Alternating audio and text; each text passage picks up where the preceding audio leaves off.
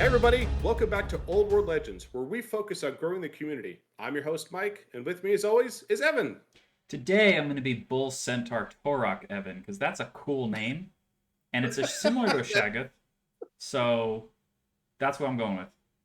It's an exceptionally cool name for an exceptionally cool army. So as Evan is conveying there, we're excited today to talk about Chaos Dwarfs. This is one of the legacy armies we've been wanting to dive into a while, but we haven't had the opportunity yet. And seeing the awesome new models that GW is dropping, we're like, when's a better opportunity than now? So let's dive in. So as so usual, we're going to break this into kind of our two sections. We're first going to talk about the characters and their builds and loadouts, and then we're going to go into the individual units and how you might use them. So, and you know what? And things have changed a lot since we've gotten the 1.51 FAQ. And again, things that used to be good might not be as good anymore. So hopefully, we can give some fresh perspectives on what might be coming up for Chaos Dwarfs. I've played against them a few times. But with these new models coming out for Age of Sigmar, I'm sure there's going to be a massive renewed interest in them, and we've got a lot of content talking about them coming up soon. Yeah, they were already a strong army before, and we'll talk about some of the updates that might be adjusted with this. We do have a couple Chaos Dwarf tweaks in our Legacy errata, but honestly, Yes. not that many because the army was fairly competitive before. We definitely saw multiple players placing very well. Sometimes podiuming. Getting on the podium with them as well. So they're a very strong list. And I think we're going to see a big influx of more Chaos Dwarf players with these exciting new models. So I'm excited to see what some new perspectives from some new players are going to bring to the tabletop. Yeah. Okay, so let's talk about the characters. So what's kind of unique about the Chaos Dwarf roster is that their wizards are pretty decent in combat, similar to kind of like a Chaos Lord or Chaos Sorcerer Lord, right? But the wizards are the only ones that ride the monsters, the Bale Taurus, the Great Taurus, the Lammasu. Their melee characters are more like a traditional dwarf, and they're like, we don't do that here. That's crazy. You gotta be, you gotta go over there to the wacky loony bin to get people who want to do that, right? And that's critical to their identity. I really feel like the idea that the Sorcerer-Prophet himself, who rides on top of the Taurus, is a critical piece where having like the infernal commanders actually riding them doesn't feel right in my mind. Definitely So we have iconic to the army, and I think yeah, it's also exciting that again, Evan just said dwarf and sorcerer right in the yeah, same sentence. So I think one of the really exciting things in particular about normal dwarves versus chaos dwarves is they really feel very different. And the chaos dwarves, besides the aesthetics, mechanically, what they're bringing to the tabletop, honestly, scratches a lot of things that maybe the people who are playing dwarves normally they're not so interested in. But I can tell you for myself, and I know other people who love the chaos dwarves is like, hey, do you already love dwarves? Yes. Hey, is it cool to have good guys and bad guys in the universe? Yes. Hey, would you like to play your dwarves with your war machine and some magic and some big monsters and some cavalry units? Yeah, that sounds amazing, and so they're really excited to dive into that. yeah. Um, and again, probably one of the most unique characters in the game is the Sorcerer-Prophet, who as you mentioned, rides the big monster. Now, the Taurus and the Lammasu are very different than, let's say, a dragon or a griffin or something. So they have a lot of different things going on for them. That's really interesting and cool. Yeah.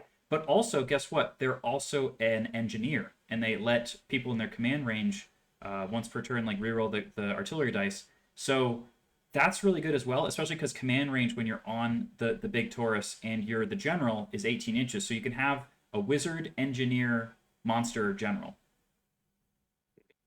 It's very Pretty cool. infernal and kind of engineering based, Yeah, nothing basically, else like that. Yeah. So we got one of those per 0 to 1 per 1,000 points. Yes. Okay, and then we have the next. We have an additional 0 to 1, but this is Yeah. actually. Let's walk through Well, this let's one. What not does this skip mean the for? Infernal Castellan because he is the melee dwarf. He's sounding like a dwarf lord guy. The biggest difference is, again, because they don't have the runes, right, that the regular dwarves have, and they don't have the shield bearers, he's kind of a bit weaker, and I've never seen anyone bring him.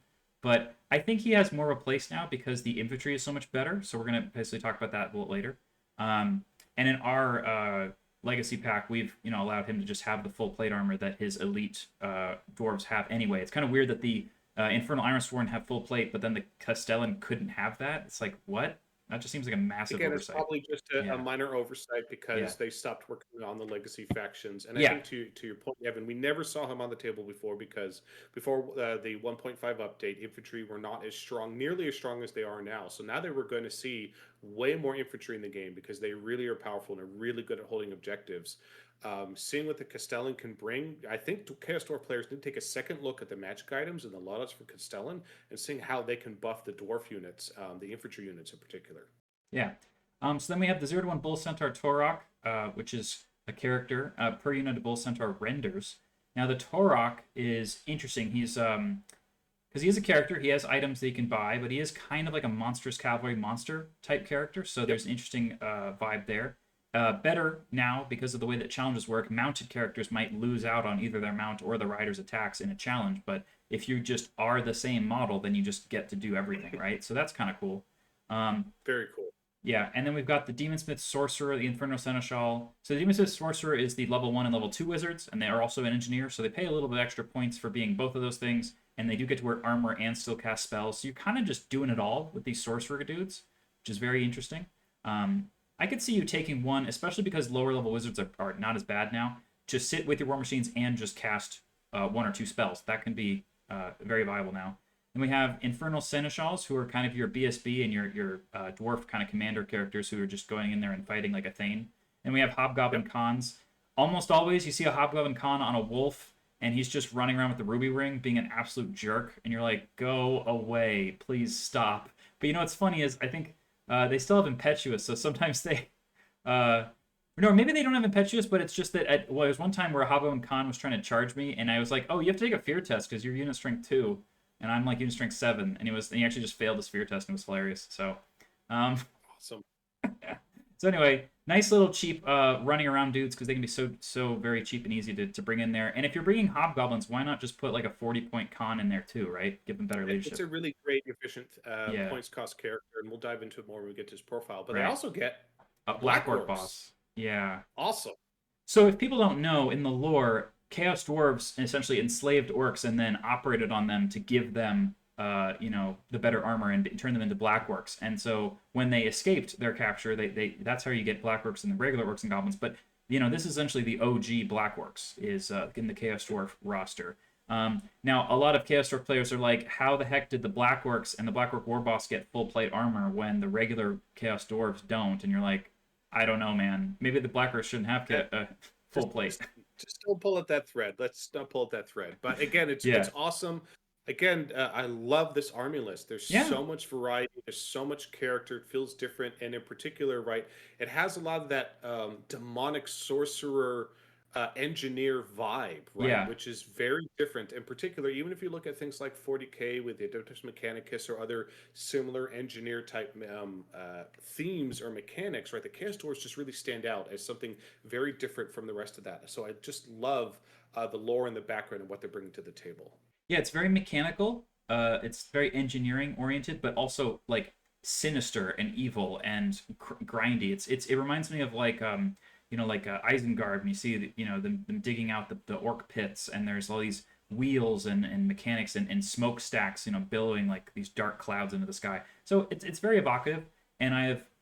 I honestly didn't have that much interest in Chaos Dwarves until like 2 days ago, and seeing the new models, it just really evoked something in my mind. And now I'm like, how do we live without them? Right? They're great. They need to be there. They're so cool. Yeah. So let's go and talk about the characters. So to start off, we got the Sorcerers of Hashut. So we have the kind of the higher level wizard and the lower level. So the Sorcerer-Prophet has pretty similar to a Chaos Lord. I'm sorry, I'm gonna keep saying that Chaos Sorcerer Lord stat line, but they have like the toughness 5, which the Sorcerer Lords don't have. And that's just like a generally like a high level dwarf character has a good toughness, right? And what's interesting is he's got the weapon skill 5 and 3 attacks. So this dude's as good as an Empire general in combat. So I mean, yes, that's but generally fine. speaking, I mean, and again, you can load him. There's different ways to make this character build, and you certainly can load Yeah. him up with a decent weapon, no doubt about that. And so that weapon skill, again, for a sorcerer, pretty good. But to Evan's point, having that toughness 5 is fantastic.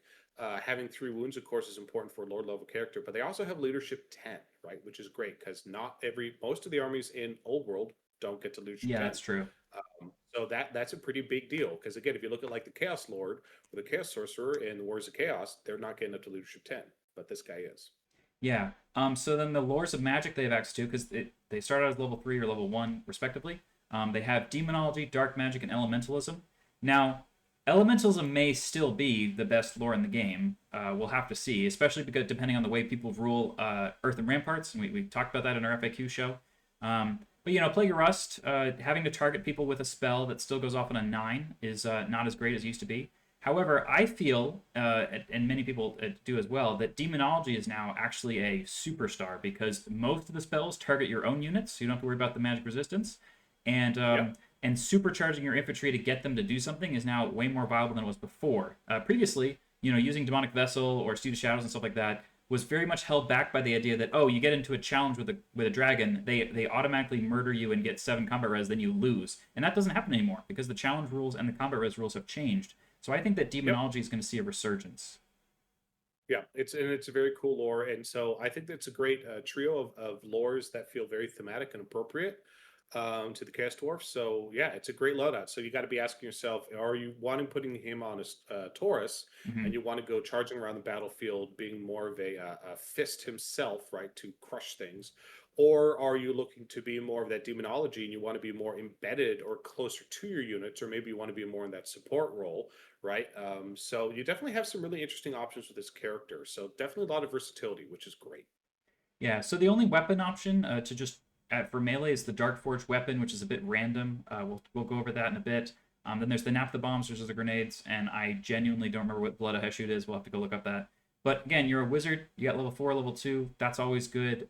There's no innate bonuses to cast here, which might be something people are going to be looking for. So we'll have to go look at the arcane items. Mhm. Now we have a couple special rules. Black Shard armor. So that's what gives you the ability to wear armor and still cast, which is great. So this guy's already going to start off Mhm. with the 5-up save even in combat. Again, if this guy's on foot, right, which used to be, why would you ever do that? You've got the heavy armor, and you're on foot, so that's pretty decent, and you're going to be in a pretty durable unit of, dwarves at that point. So that's pretty good. And Mhm. Black Shard armor gives you the ability to cast, and you have the 5-up ward versus flaming attacks. That's what that gives you as well. And sorcerer weapons, so if you just use your hand weapon, that's fine. You get the AP1 and magical attacks is good. Infernal Engineer Good. is what I mentioned earlier, where you get to friendly war machine is going to reroll their scatter or artillery dice. So I mean, wow, rerolling the scatter dice. Does anyone else do that? Yeah, Doom Divers. They Or don't. They no, don't they just redo. re-roll it. They just Oh, go re-rolling less. it. Yeah. Yeah, I don't know. That's really powerful. Absolutely. I'm not sure. Well, if you know of another one that does it, please let us know in the comments. Yeah. But it's really, really powerful that you could do that. So that is an interesting difference between this engineer versus other engineers. Another thing to point out to player is that yes, this is a chaos army in a different form of chaos, and Yes. you have ensorced weapons just like the Warriors of Chaos, but he's not wearing chaos armor. So Yeah. um, there are differences here, so you still get the weapon benefit, but you're not getting that 5-up ward save that you would normally get from the chaos armor. Yeah, so you'd have to buy a ward save item to help yourself not die from that. The black shard armor only gives you ward save versus flaming attacks, and so the whole army here has a lot of bonuses versus flaming attacks. You'll see later. The lore of Hashut gives you a couple very useful spells. Resolute is essentially that dwarf rule where you get 1 less inch of pursuit and flee and stuff like that, which is Yep. usually a downside. Sorcerer's Yep. Curse, and again, this kind of in the lore, when the dwarves wield magic when they're kind of as a race not supposed to, it slowly turns them into stone, and that's kind of what is happening to these wizards. And so basically the rule is that when you miscast, you have to take a toughness test, and if you fail, you lose a wound and you gain +1 toughness because you've actually gotten more rock-like. It's so cool. It's so cool. It's so Yeah. thematic.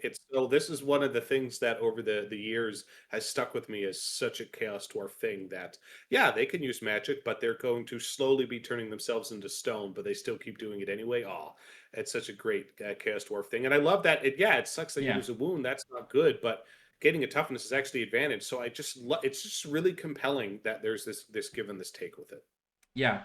Um, And so that's one of the reasons why the models were really evocative for me, because the new models have some of those sorcerers have like their flesh has started cracking and growing into like a rock like place you start on their body. Because if you're like, how do you partially turn to stone? How does that work? Well, they've gotten a great way of kind of visually showing that. I'm really excited to see people paint it. So we'll talk about the mounts in a little bit, Yeah. but again, we almost skipped it. The guy also have stubborn, and that's one of my That's favorite rules great. because I am on a massive track record of just rolling double six on my break checks the first time I lose combat by 2 points, and I'm like, well, see you later. It Um, happens more often than anyone ever thinks. yeah, and again, this guy is pretty similar in price to like a Chaos Sorcerer Lord, and he just has pretty much different mounts and weapon options. So those see play constantly, right? So that's a good Yeah, very comparison. competitive. Yeah. Hmm. We'll have to go over the special rules and the items in a little bit. And again, that's kind of what we'll get into the individual builds. But let's just keep talking about the profiles, right? So we got the Infernal Guard commanders. Now, when you bring your ranks upon ranks of Chaos Dwarf warriors, and you want to have guys join them, I think the main guy you're going to put in there is the Infernal Guard commanders like the Seneschal or the Castellan.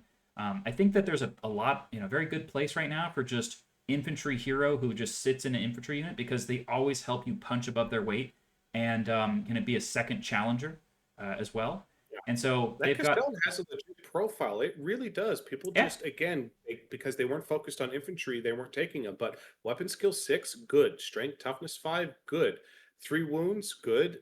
4 attacks, that's pretty decent. And leadership 10. I mean, besides movement 3, right, and initiative 3, so he's not the fastest, that's a pretty good stat profile for a melee character.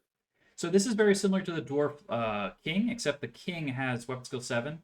And then the king can ride the shield bearers, who gives him 3 extra wounds, which is very, very important. And also, they have runes for things like ignoring multi wounds and stuff. So, in the old They days, do. when you were always worried about a Chaos Lord on Dragon who had an Ogre Blade, this guy would be absolute dog meat to that thing. And now, because you can't even take that combo anymore at 500 points, right? Then maybe he has a lot more play to be of. And we'll have to go look at his items as well. Again, Yeah. in our rules, we just say he just has full plate armor because why not, right? Why would he not have that? All the regular dwarf characters have that, and the Infernal Ironsworn have that, so it feels weird he doesn't. Again, I think it was just Yeah, an oversight when they were clearly they had done a first or second pass, but they had to put this down and work on other things. And I think there was probably a point in time where they probably did have chaos armor, and then they took it off because they wanted to make it their own chaos dwarf thing. And I think they just never had time to come back to this. absolutely. So you got Rallying Cry, so that's useful as well. I mean, when you're really high leadership, you really don't want to break and flee and then not be able to rally. And you can combo Rallying Cry with your BSB reroll as well. So you can Rallying Cry somebody and roll and re-roll, and then you can try again when you actually rally and then re-roll again. So if you have a BSB It's with great. Rallying Cry nearby, you can do it 4 times. He also has some unique weapons, right? He could take the fire glaive, the hill shot blunderbuss, Yeah, pistol, right? So you can, as similar to, there's definitely the typical dwarf army where you could take, the rapid fire Wild West almost dwarf commander. There's definitely some, he's not going to be all ranged and such, but you can definitely give him some meaningful pot shot weapons for sure. That also, could I've seen a come into huge play. meta developing right now around people taking exactly 10 models of infantry or 5 models of cavalry in their core units to go and score objectives. And I'm like, dude, what if I shoot one of them? So One, I think just that we one, should, skill one. yeah, and again, it can be hard to hit and wound with shooting attacks, but if your character has a high ballistic skill and you just have that one shot, or in the case of the blunderbuss, multiple shots, I'll take those odds, right? And as soon as they're under Exactly. unit strength 10, they have no ability to score whatsoever in the match play guide. So all you have to do is kill one dude. That's it. I don't think that trend is going to last very long. I think people are going to very quickly, even with ballistic skill shooting, are absolutely just plunk off one. Great, shoot one magic missile, shoot one blunderbuss, shoot one war machine, and suddenly can't score. So I think that is a trend that will not live very long. So the Torok, right? He's a lot of people Also, compare him to the Shaga because he's got strength 5, toughness 5, a couple wounds, right? I mean, 4 wounds, pretty good. He is monstrous cavalry, so he has a kind of a 360 charge, which is very interesting. And he runs around by himself, mhm. so I guess he can join the Bull Centaur renders then, because the Shaggoth can't join the Dragon Ogres, which is a bit of a bummer because he's the exact same base size. It's like, why can't I just do that? Do they have a rule to do that? Because it says he's a No, loner because down below. so the Shaggoth, right, is a monster, so he couldn't join the unit, and this guy's Correct. monstrous cavalry, so he can join the Centaur renders then. Now Even I've though never he's a seen loner. anyone do that because people just don't take the Centaur renders, right? Um, The Castor players in our local scene have been taking them, but they might but start we taking have them. these beautiful brand new models, Mike, so maybe they They're should. so good. So good. I love those. They're so cool. I think the Centaur Yeah. renders are my favorite models that we saw. Was that yesterday? Yeah, I don't know. It was a couple days ago, but yeah. amazing. That's for sure. Got it. So Um, yeah, right, good profile, right? No, not too shabby. He is on the points side, a few more points than right. The Castellan, he has a little bit less leadership. He's not leadership 10, but he does have that additional wound, which does make a difference. yeah, if His you're weapon literally skill's just one. looking for a combat character, we've got one less weapon skill, but we have the same profile all across the board except more wounds, He right? For moves just a 20 lot more faster. points. He moves way faster than 3 inches. Yeah. The question though is, can you keep him safe from shooting when you don't have a lot of little cavalry units like Dark Riders to hide behind and stuff like Definitely that. keep So up. okay, and he's got great weapon, additional hand weapon, Dark Forge weapon, and shield. Mhm. So that's always great. So you can at the most get up to a 3+ armor save, right? Um, He's monstrous cavalry, right? yeah. So infantry and cavalry can have 2 up. No, I'm just saying from his mundane weapon options. From his mundane equipment, you get him to a 3 up, but with a magic Yeah, item, you yeah. could put him to 2 up because he's not riding a monster. Right. Okay. And he has stubborn too, which is also good. And he has impact hits. So I mean, I kind of think that this guy is pretty great at just being a. Oh, he Oh, has he's armor, first right? charge. First charge is huge now because I think you really want to be able to go into infantry blocks and take away their rank bonuses, and that's great. He's got some good rules, and he has a stubborn and swift stride. What's Stampede? Stampede is a bonus to the AP of the impact hits. Nice. He's got armor being 1. He's got a pretty good profile. He Yeah, punches something. It's gonna hurt. yeah. I like having 4 wounds because when the ogre blade guy hits you and wounds you with a single dice, he can't just spike and murder you with that one hit. So having three Yep. wounds, I'm very unhappy. Having 4 wounds, I'm very happy. Yeah, and that's true for most war machines. A lot of the war machines are D3 and typically won't. There are some exceptions, but most of them are not going to Yeah. be 4 wounds. So okay, with the con, he's very similar to a goblin boss again.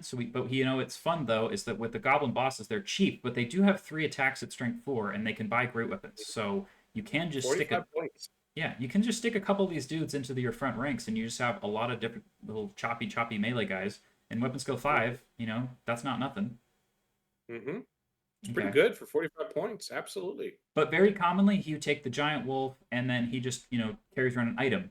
Um, he has evasive. That's amazing. So you can kind of dodge magic missiles and arrows that are being He's shot a at him. So great that's great. utility character. He really is. Just, not necessarily putting him in a unit, but putting him just around where he can move really, really fast and just support things, especially if he's by himself. So he's skirmishing effectively as a lone character. Very, very effective character utility thing. Oh, he doesn't come with armor. You have to buy it. It's funny. Yeah, it's okay. Okay, and then we have he has to give you the profile for giant wolf because it's probably nowhere else in the whole book, right? Yeah, but movement 9's great. Yeah. Hard to beat that, certainly on the foot, right? The rest of it, but fast cavalry, right? Fire and fleet. So he's got fire and fleet and evasive and swift stride. He is a really good utility character. And it's like, hey, he's not the greatest thing in the world, but he's starting at 55 points. Give him a good weapon or magic item or whatever. Again, he could chase down some of those 5-man skirmisher fast cav units. He could pose a threat. He really can. So it's not about charging into the enemy's big bricks. It's about harassing and dealing with the things that are harassing your army. And he's very effective at that. Yeah. Okay, so those are the character profiles in this book. And remember, the Black Orc War Boss and the Black Orc Boss are in the Orcs and Goblins book, and we'll probably talk about them when we get to the Orcs and Goblins. Now, they also use the items from the Orcs and Goblins rules, so they wouldn't use the magic items for the Chaos Dwarfs anyway. And the build for them is pretty similar to the Orcs and Goblins build when you do take them. So we're probably just going to talk about them when we talk about Orcs and Goblins. And again, it wasn't yesterday, but a couple days ago's release of the Chaos Dwarves has made me very excited for the dwarves, the actual dwarves, to show up. And I know that the competitive build for Chaos Dwarves for a long time has just been take the Black Orc brick, and then you're like, where are the dwarves? Are they hiding behind that tree? And like, I just kind of want to see more dwarves on the table, so that's what I'm hyped to talk about. I think we're going to see it for sure. Yeah. Okay. But yeah, short version is Black Orc Boss. Awesome. Yes. Definitely great to find a home for him in the army. All right, what do we got? What's next? So the mounts, and remember, the mounts are pretty much just for the Sorcerer-Prophet and the Sorcerer, right? So because the Infernal Castellan doesn't ride the monstrous creatures. The new Taurus model is so good. Yeah. So good. It's amazing. I can't wait to see other people paint it up and to see it on the table. So we have 2 Tauruses. Now, try not to get confused. The Bale Taurus is the bigger one, and the Great Taurus is the smaller one. Mhm. Okay. Now, the Bale Taurus, It has pretty high weapon skill for being a monster, and but it's only strength 6, and it makes you toughness 6, and gives you the 4 extra wounds. You're up to 7 wounds. So it's similar in kind of toughness and price point with wounds to being something like an Imperial Griffin, Hmm. and similar strength. But it Yep. has a lot more special rules. We'll see that in a sec. And then the Great Taurus is much more akin to like a regular Griffin from Empire, except it does have still has the 4 wounds, not 3. So that's great. And it's very cheap. Yeah, again, even though exactly right. So again, you're not paying points for a dragon here, and even with the Great Taurus, don't dismiss him instantly. Like 40 less points, and you still get +4 wounds. That's really good. And by the way, you're still flying, so really be looking at these profiles closely. Don't just auto pick the Bale Taurus. Right there are some very clever builds to make cost-effective characters here. So you can have the lower level wizard on the Great Taurus, and so you could be bringing those guys around, especially because lower level wizards now are actually like viable, especially if you have Totally just one viable. spell you want to cast per turn. You don't want to pay all the extra points to buy a level 4 and only cast the one spell. And I do think that more and more now people are going to try to stay out of dispel range. So just having multiple wizards gives you multiple bubbles to with which to dispel or cast from, right? Um, Absolutely. so let's look at the rules. So we have Blazing Body is first. Now that's one where essentially because these things are like mechanical, just straight up just on fire mounts, and you can see that in the model release as well. People in Because they're base contact get hit with like basically flames when they're nearby. as they should, because it's cool. I Yeah, love that's it. that's pretty nice. Um, Born of Fire is the rule that basically gives this model and its rider like the 3+ ward save versus flaming attacks. So you can just be like, "Huh, you're casting Fireball. I do not care. I'm not even going to dispel it. Who cares?" Yeah. Hmm. And sometimes more stuff than you think has flaming attacks. Like if you have a runesmith and a dwarf unit, the whole unit has flaming attacks now. So you can just charge them and not really care because this all of their There's attacks are quite on a lot of fire. things in the game that have access to flaming attacks or come with flaming attacks, and you Yeah, just don't think about it, such as someone taking Zinch stuff. yeah. Right? There's lots of flaming attacks, and it really makes a difference when you have an army that just has flaming attacks, or you took flaming weapons, they have to fight Chaos Dwarfs. You're like, oh crap, that's a Yeah. problem. So the mount has Furious Charge, which definitely makes up for its attack profile because again, like an Imperial Griffin is about this many points and it has the 4 attacks. With Furious Charge, you're now actually at 5 attacks on this dude, Yep, which is pretty cool. even better. And when you have Hmm. Swift Stride, Terror, and Fly 9, you're very often making the charge. That's Oh like yeah. you're actually going to be doing that. Hmm. And you see it has that mid monster stomp attacks D3+1, which is still great. It's So very it's very useful because D3+1 on average is actually almost as good as a D6, and it just has you never roll a 1, right? Because on the D6 sometimes you roll a 1, so you always get at least 2, which yeah, is very very useful. feels better. Yeah, I Yeah, think it it's feels great. better.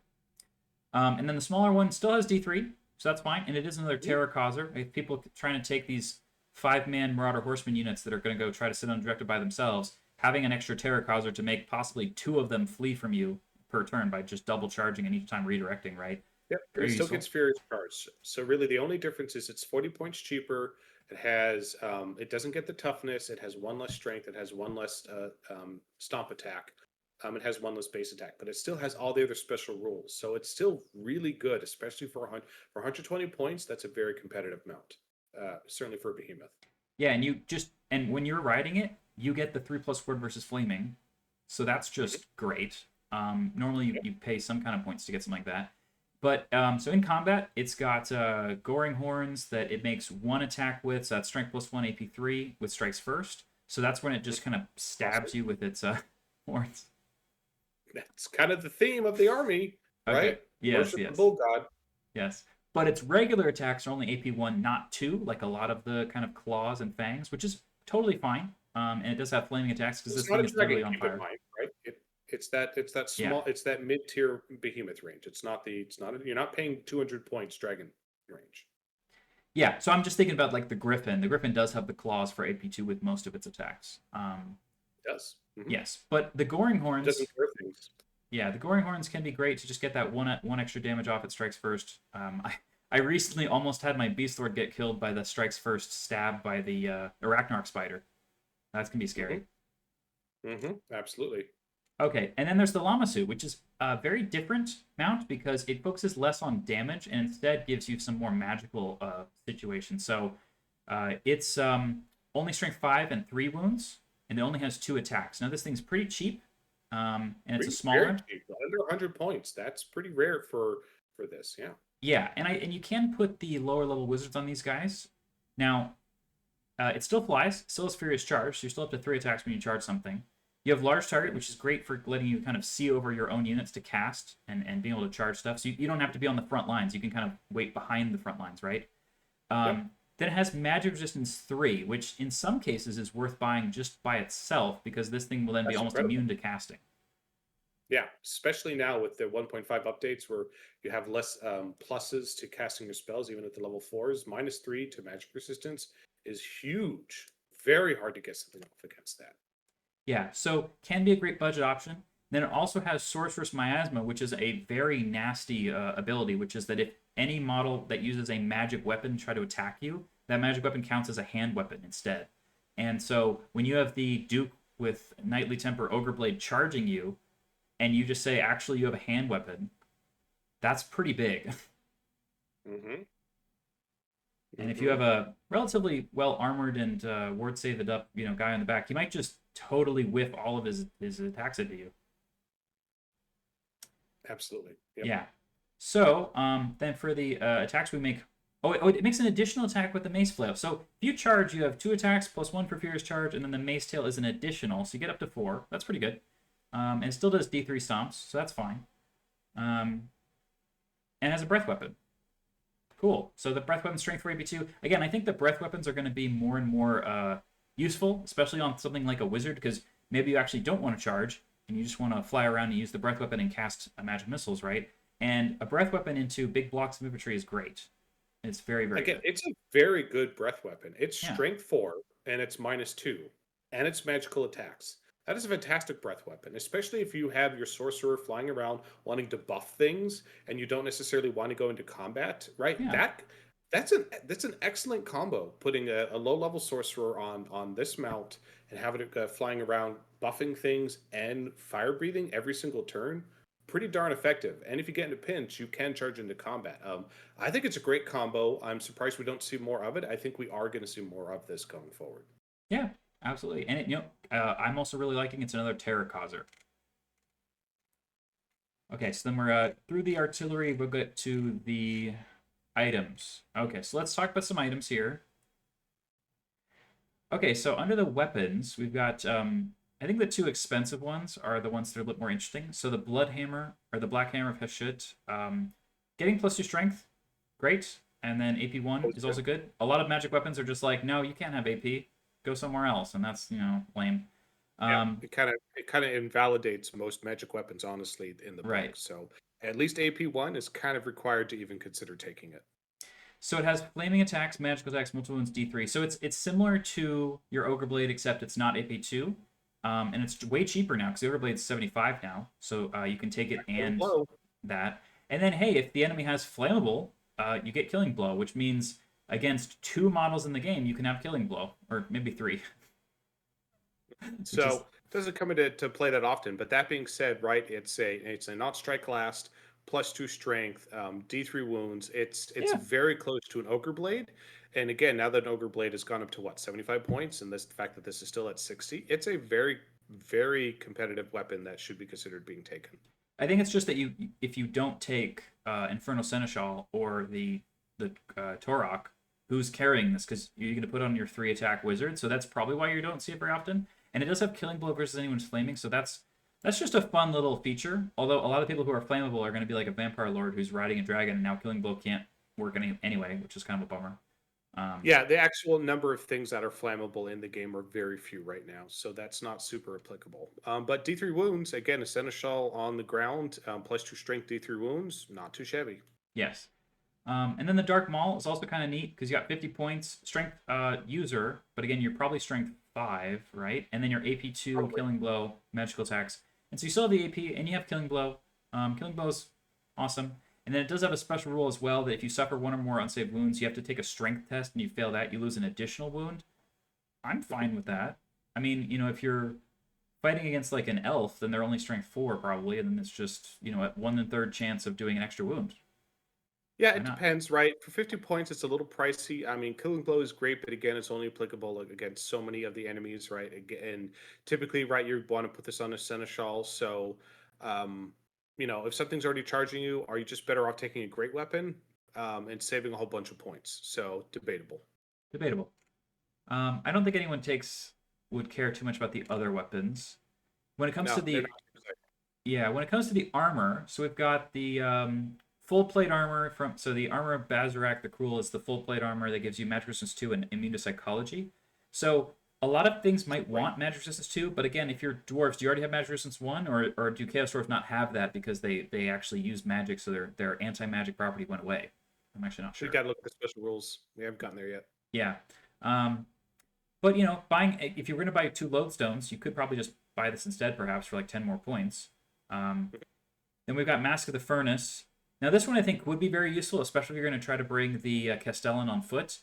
So for 40 Yep. points you get to improve your armor by 1. If you start with full plates, right, then you have a shield and you have 3+, and add this, you have a 2+ armor save. That's pretty cool.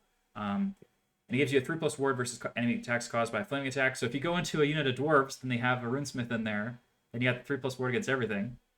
So that's It's neat. super powerful. But again, 40 points to give you that +1 armor save in particular, whether you're that character on the mountain, you're trying to get to 3 up, or whether you're on the ground, or again, you're looking at that Tara character, right? And you're trying to get to that 2 up. This is a way to do it. Yeah, I think the Torok might be the other guy. Take it, especially because he has 75 points. You could buy this, keep his Yep. mundane weapon, buy this, and then also Talisman of Protection, something, right? Okay, so then for talismans, now the one everyone probably knows and dreads constantly is the Mantle of Stone, which is extremely common, and anyone who Yep. takes it has +1 to their toughness, but -1 to initiative. But who cares about that second thing because you're toughness 7 on your Bale Taurus or your great Wow. Taurus, right? Toughness 7. That is really tough to deal with that. That's a great combo. Yeah, and so when you have the toughness 7 Bale Taurus Sorcerer-Prophet, and you also have 2 toughness 7 Iron Demons, and the enemy has, what is that, probably over 1,000 points of their army is toughness 7, that is an absolute pain to deal with. An Yeah, absolute tough, nightmare. tough nut to crack.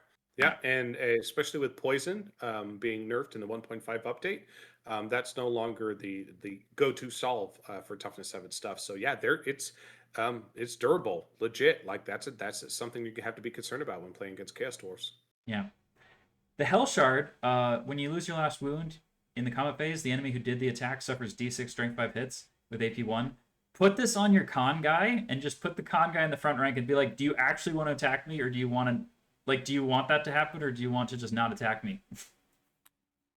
Yeah, well, you can't choose not to attack. No. But I'm saying So you wouldn't direct attacks into the con, right? I'm saying you put the con in a unit of hobgoblins, right? And you buy Hell Shard and a great weapon. And you don't even take armor, and you just tell the other person, look, do you want to hit him and have him die and blow up on you, or do you want to just not hit him? again, there's also the option where whether he's in that unit or by himself, where he just charges into something, right? And he's Yeah. just a suicide bomber where he's going to get killed, and he could take out something that's very powerful. So for 20 points, I legitimately think there's some legit play with that. Taking one of those just to finish off a weaker unit, absolutely. Okay, then for enchanted items, we've got Demonic Familiar. So people in base contact with this guy in combat reduce their armor, basically reduce the ward save or region save by 1. And if they have both, it reduces both by 1. It's great. I mean, I think that's kind of amazing because there's a lot of triple save guys out there. So if you are, like, this is the thing. If you could put the Castellan on the great, the Bale Taurus, and you're going all combat, you'd probably see this in every list because they're always fighting a dude who has triple saves, and you want to lower, both of them. Yeah, but again, even just putting this in again, the Yeah, Castellan on ground is or particular, right? Not even the Castellan. It's only 30 points, right? So if you're in an infantry unit that has 2 characters in it, right? You could still have one character that's focused on melee and one character that has this demonic familiar that's focused on debuffing the enemy. That's a powerful debuff. yeah, and it will help the rest of your dwarves do damage. And remember, every single undead unit has some kind of regen save.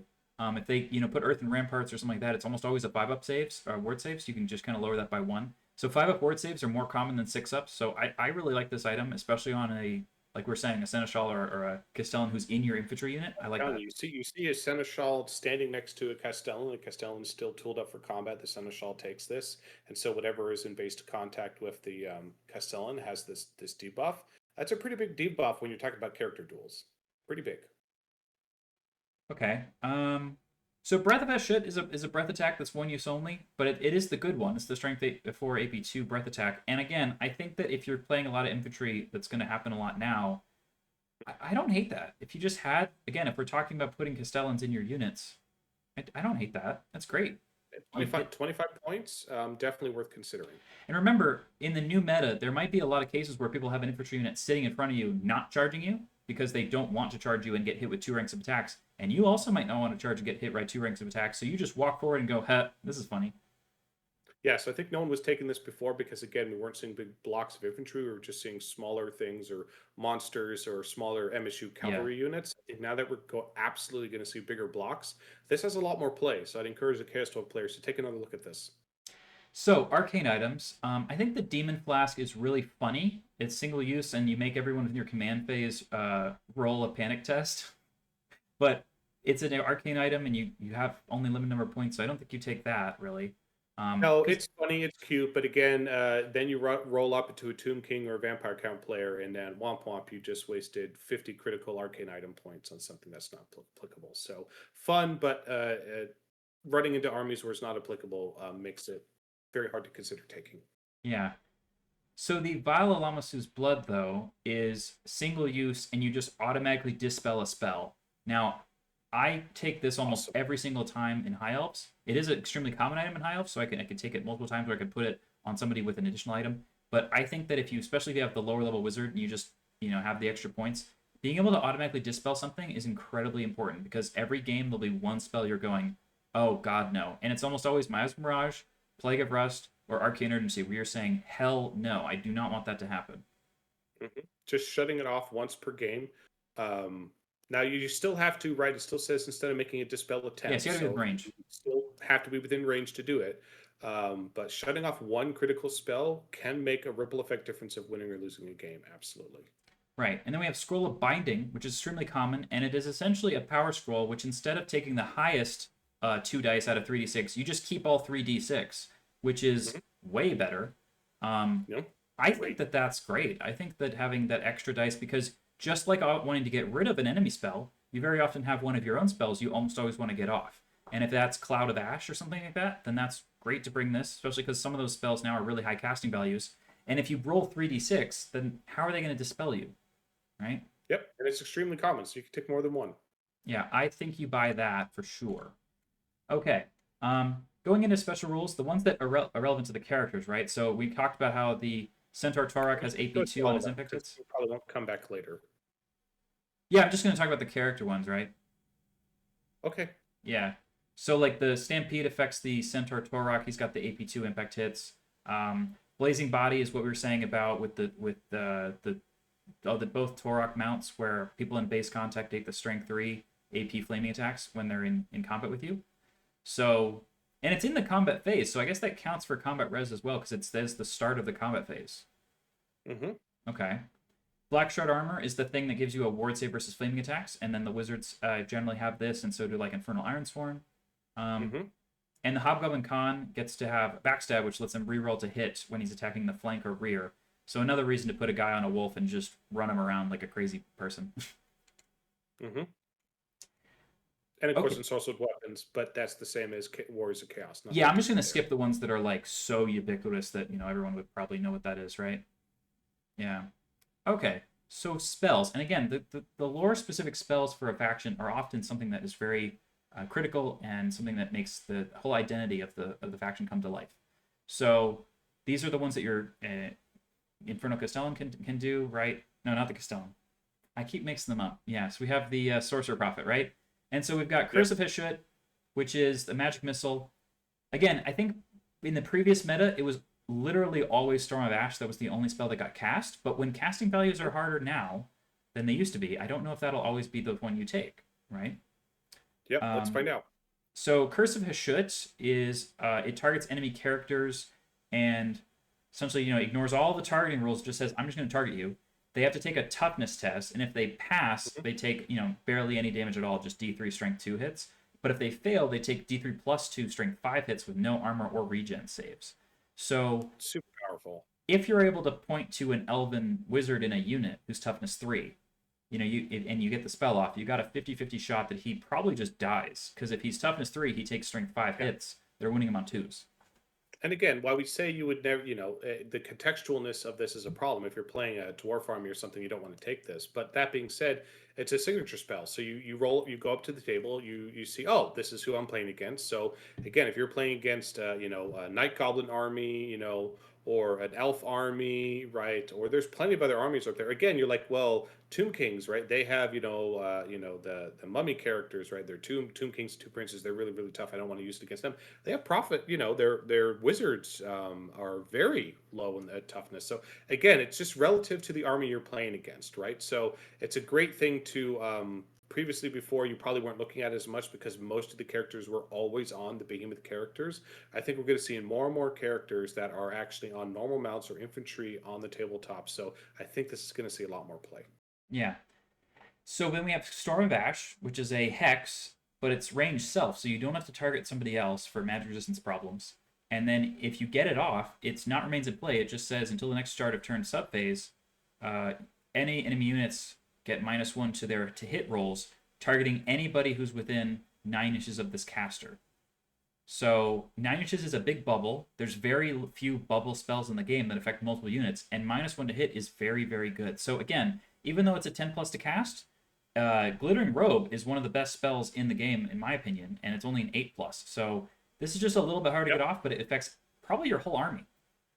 Yep, definitely harder to get off. But again, if you take that arcane item that allows you to roll 3d6, Yeah, you don't, it's not about you need to cast Storm of Ash for 6 turns in a row, right? It's typically on the first 2 turns that this is going to be super applicable. And so just taking that, even though it's harder to cast now, taking that 3d6 item, your odds are pretty good. You're still going to be able to get it off. So but that is worth considering that. yeah. I super like taking one of those items to give us 3d6 on our casting rolls, and then you put your wizard, who is generally on a monster, next to your 2 big blocks of infantry, and you're Yep. probably about to eat a charger. Let's say you're already locked in combat. Guess what? You can still cast this, and everyone who's nearby still gets the ability, even if you're locked in combat with other units. And it's range self, so you can cast it even if the wizard's locked in combat. And you Yep. you burn your item to get 3d6, and with 3d6, your average roll is a 9. So with a 9 plus 2 to cast, you're very easily getting this off. I think it's Odds are over very half the good. time, Yep. and then it's not getting dispelled probably. Probably not. Okay, then we have Flames of Hashut. Oh, and by the way, there's nothing that says you can't, use the item for the 3d6 to cast with a power scroll, which lets you roll an extra dice. So you can stack cast bonus items together. Similar with Skaven do this with the Warpstone tokens and power scrolls. They can just use both on the same roll, and it actually just absolutely just rockets your casting roll into the moon. So, okay. Flames of Hashut is an assailment. Now, in our rules, we lowered this to an 8 plus because only one spell per race got to be lowered, right? And then it's a single unit. The caster engaged with suffers D3 plus 1 straight 4 hits with AP1. It is an assailment, so you can do it in both turns. And again, if you're probably in combat a lot with your wizard because they're probably on this mount thing that you want to go in there and chop people with. So getting a little bit of extra damage, even though it's not that much, is totally fine. I don't think it's that bad at all. I mean, it's not like with the other lores that you have access to, none of them have a signature assailment spell. So if you want to be in combat a lot, I think this is fine to take. Hmm. Yeah. Right. I think it's the again, there's good number of hits, right? You're going to get 2 as a minimum. You could potentially get 4. Strength 4 is pretty good. AP -1. I think the main thing is what people typically want to see out of assailant. They want to see a character killer, and this is not a character killer. What this is this is helping you kill out more of the unit, right? So again, depending on how you're using the character, and typically, again, if you're a sorcerer on that Taurus, it's not necessarily about character hunting. Certainly not the big characters. You could be super super durable, and you have tons of buffs and other really exciting combos. I'd encourage you to look at again. This could really help whittle down that big infantry block. And remember, when you're in the challenge, you only get either you probably only get your mount or your rider's attacks. And if you get charged, right, by a unit of infantry, because now they can just charge you, And if they challenge you with their unit champion, you can kill them with your 3 sorcerer attacks, but probably only do, like, let's say 2 wounds, and then they just out combat res you. But if you have an assailment, you can keep going because you can use the rest of your rider's attacks. So an assailment Yep. spell like this can be really good at adding a couple more combat res points to a challenge versus, let's say, you end up like 15 night goblins, right? Absolutely. And again, and while the Storm of Ash might be the go-to thing, it really depends on what your opponent is, right? If your opponent doesn't have a lot of missile weapons, right, yeah, you might want to be looking at, right, some of these other things, right? Can you be sniping some characters with the Curse of Hashut? Can you be helping beef up your characters in challenges or taking out more infantry stuff? It really just depends on the situation. Okay. Now, there's 2 more things to talk about when it comes to the characters, right? There's the Blood of Hashut, which is the single-use vial you can buy, and when you buy it, you can basically use it instead of a combat attack. And you roll to hit, and if you hit, it does d6 hits. So this might be another thing to bring so that you don't lose challenges as well with your guy who's on the Taurus. Because if you do that 1 hit into, let's say, a skeleton champion and hit on a 2+, well, those d6 hits, right, are going to be multiplying into a lot more combat res when you're locked into only using either the rider or the mount. So I kind of like that for sure. Yep, it's just again, it's a big risk. It has the potential to have high risk, high reward, right? So you only get that 1 attack, but if you have the potential to do significantly more damage, up to 5 or 6, 4, 5 or 6. But you could also potentially do less. So Yeah. it is definitely a risky business to use it. It also rolls to wound based on their armor value. So when infantry have the parry save, they're actually going to be wounded easier by this. So that's cool. Yep. All right, so we have Dark Forged Weapon. That's kind of that item that the sorcerer can take as his like mundane weapon. If they don't want to spend points on a magic sword, they often take a Dark Forged. And what it is you still get to use in sorcerer weapons. You'll still have magical attacks AP1, but then you just Great. at the start of the game you just roll a d6 on this table to see what you get. 1 out of 6 times you get the best result, which is Spell Rot, and you get +1 to casting. That's That's very useful. fantastic. So good. Yeah. But sometimes you get, let's say, flaming attacks, whatever. Malignant, which is hatred.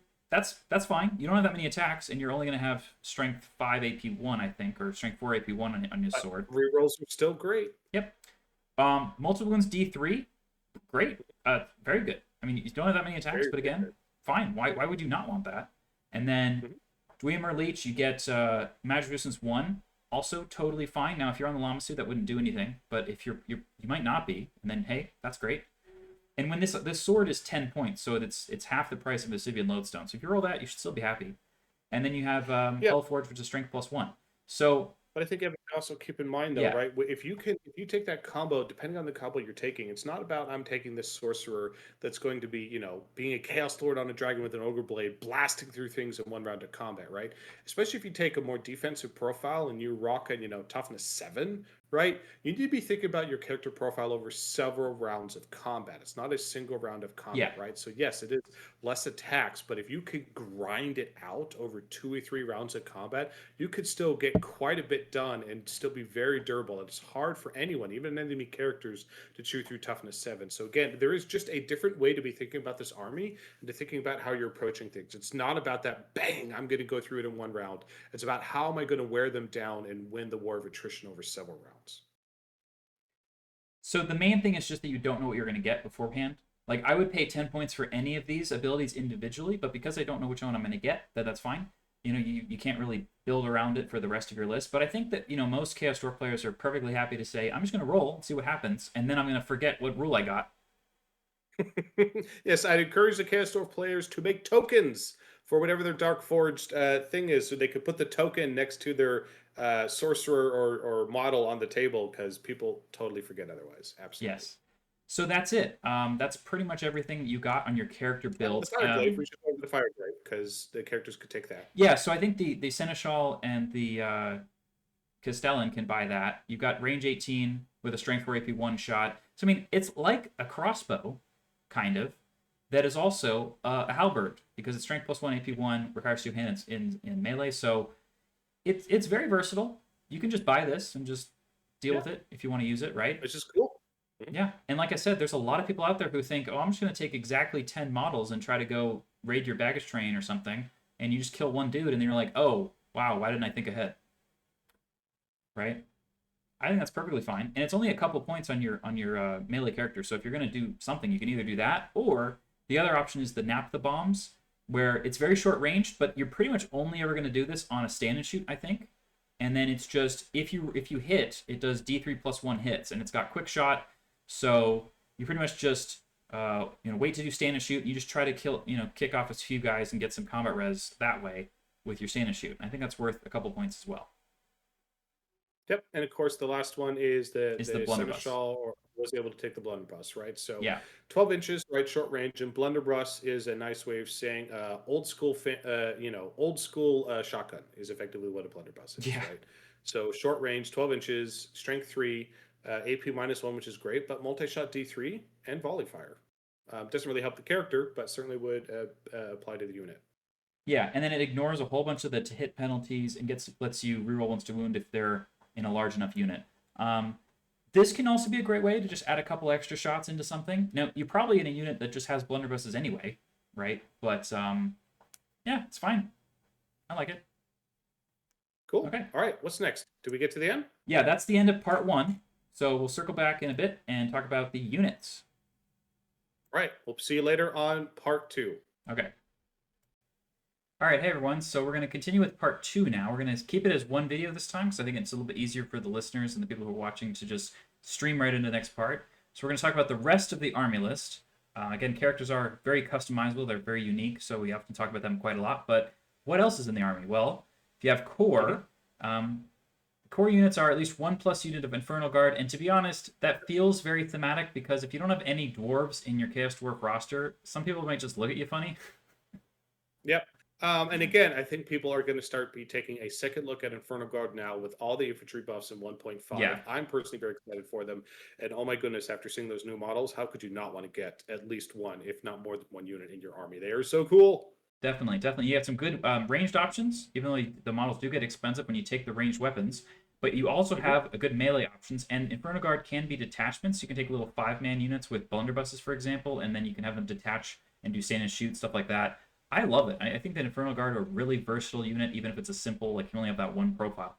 Then we've got Hobgoblin Cutthroats. So if you just want an absolute horde of very cheap models that they do have the levies rule, but otherwise they don't have impetuous like regular Orcs and Goblins units generally do. You can just bring an absolute ton of these dudes, and unit strength is very critical for objectives now. So I think that units of 25 to 40 Hobgoblins will very often see the table. Less to be some kind of like poison archer brick, and more so to be, hey, I've just got a bunch of dudes and they have light armor and a shield. That's fine. Yeah, but also don't underestimate board presence, right? They take up a bunch of space and they're very effective at that too. It really is powerful. And they also, again, new Hobgoblin kit. And it comes with 20, it looks like, in the kit. So fantastic. Yeah, for an AOS box, that's really, really good. Gives you great value for trying to put a old world army on the table, which is usually a bigger, model count investment. And then you do have the 0 to 1 Black Orc mob in the core as well. I mean, that's very often what you see people take most of the core as. And Black Orcs are probably one of the best infantry units in the game. But if you want to be dwarf focused, I think the dwarves got way, way better with the matched play and 1.5 updates. So we'll talk about them when we get to them. And I think that gives you a lot of viability to bring a decent amount of dwarves in your list as well. Absolutely. And then so what do we have in special? Well, we have Infernal Ironsworn, which are basically Chaos Dwarf chosen. And they're not even 0 to 1 limited, so in theory you could have multiple units. That's interesting. We have Sneaky Gits, which are kind of upgraded hobgoblins with more rules and such. I think it's going to be interesting to see if they're potentially more viable now, because infantry, again, has had lots of changes. The Kadai Fireborn are monstrous infantry who are like on fire, and they had some a bit awkwardness in their rules, and we made some changes to them. We'll talk about that in a bit. And then Bull Centaur Renders, which are monstrous cavalry and are kind of the inverse to a Dragon Ogre because they've got the toughness instead of the strength. So also kind of interesting, especially because they let you take the Torok and you can join the Torok with Centaur Renders. I like that. I think that's cool. But I think everybody knows what's coming, and it's the Iron Daemon. And because it's a special unit, you see multiple of them. And it's the toughness 7, 7 wounds chariot that's basically like a steam tank, and they can take multiple per in a 2,000-point army, which is a bit of a problem to deal with. Yeah, and we see that pretty much in every single Chaos Dwarf list, seeing 2 of them, because it's like, why not? They're so good. So that's going to be a staple, has been a staple. I expect that will continue. Don't get me wrong, normal dwarves are tough, but Chaos Dwarfs have those Iron Demons, and oh boy, those things are tough to deal with if you're not ready. Then we have 0 to 1 War Machine per 1,000 points of a Death Shrieker rocket launcher or a Magma Cannon. Magma Cannon's a lot like a flamethrower, and the rocket launcher is like a stone thrower type dude. The rocket launcher does have, it's actually almost exactly like the Cathayan rocket launcher in rules, almost to the letter. So we'll have to go look at that in a bit. The Cathayan rocket launcher is almost like the Chaos Dwarf rocket launcher because Chaos Dwarves were here first. Sure, Mike. Keep coping. And then we've got some bolt throwers too. Always good, right? Cheap, effective. Not the best ballistic skill, but they are cheap as chips. So you got some points to spare. Always worth considering tossing a couple in there. Yeah, and a bolt thrower has the ability to sit really far away and shoot, where it's not going to get charged or threatened. And even if it was, it's like, why did you spend the time going over there to fight me, right? Whereas an equal number of points worth of archers probably does less damage than a bolt thrower, even though it feels a bit bad when you roll the bolt thrower to hit on a 5+ 6 times during the game and you never hit, which can happen. Yeah, but you also, some of those games you hit twice sometimes, maybe 3 times. It's almost unheard of to hit more than 3 times, but you never know. Then we've got in rare, we've got the 0 to 1 unit of Hobgoblin Wolf Riders per Calvin Con. Now, I don't really get exactly why they're rare. Now, maybe it's just because you generally don't have that many of them, but and this is very often a core unit in a lot of other armies. But I think it's just the concept again of the they're good mobile, fast cavalry, good utility skirmish. And I think it's really just, it's less about how much power they bring, but it's more thematic tone of the army in terms of, again, a Hobgoblin Wolf Rider unit is a very effective unit. It's a great utility unit. It's very cost effective. And that's just, they're saying, I think the dwarves are not that by default. They don't have a whole bunch of those, their core. Their core are those heavy bricks, and there are less of these. Yeah. I will say that please just use the regular, you can just use the regular Orcs and Goblins Goblin kit, which no Orcs and Goblins player in the right mind would ever be putting on the table usually. I play against somebody who uses them all the time.